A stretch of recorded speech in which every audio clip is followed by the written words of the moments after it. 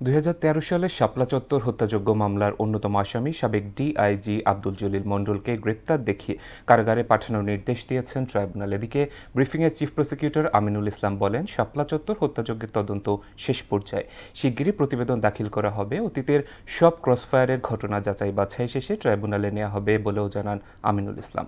মুদাসির আলীর প্রতিবেদন। ২০১৩ সালে মতিঝিলের শাপলা চত্বরে হেফাজতে ইসলামের সমাবেশে ব্যাপক দমনপীড়ন চালায় তৎকালীন আওয়ামী লীগ সরকার। ৫ আগস্টের পর এ নিয়ে আন্তর্জাতিক অপরাধ ট্রাইব্যুনালে মামলা করা হয়, যার অন্যতম আসামি সাবেক ডিআইজি আব্দুল জলিল মণ্ডল। গ্রেপ্তারের পরদিন মঙ্গলবার ট্রাইব্যুনালে হাজির করা হয় জলিল মণ্ডলকে। পরে তাকে গ্রেপ্তার দেখিয়ে কারাগারে পাঠানোর নির্দেশ দেয়া হয়। তদন্ত প্রতিবেদন দাখিলের জন্য ৫ এপ্রিল দিন ধার্য করেন ট্রাইব্যুনাল।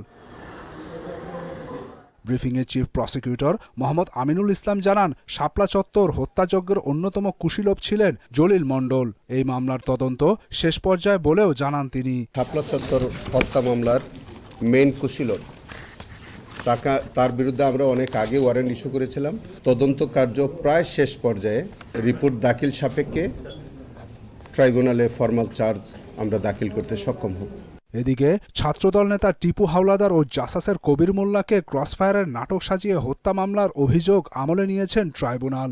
১৫ এপ্রিল সূচনা বক্তব্যের মাধ্যমে সাক্ষ্য গ্রহণ শুরু হবে। এ বিষয়ে চিফ প্রসিকিউটর বলেন, অতীতের ক্রসফায়ারের ঘটনা যাচাই বাছাই করে ট্রাইব্যুনালে বিচারের আওতায় আনা হবে। যতগুলো ক্রসফায়ারের ঘটনা ঘটেছে আমরা তার একটা পরিসংখ্যান নিচ্ছি, সবগুলো কেসের কপি আমরা সংগ্রহ করছি, সেইগুলো আমরা যাচাই বাছাই করব। আমাদের একটা কমিটি আমরা গঠন করে দিচ্ছি।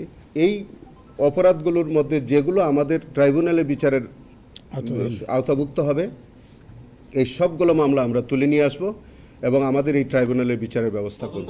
১/১১ সময় মানবতা বিরোধী অপরাধে যাদের নাম আসবে তাদেরও বিচারের আওতায় আনার কথা জানান আমিনুল ইসলাম।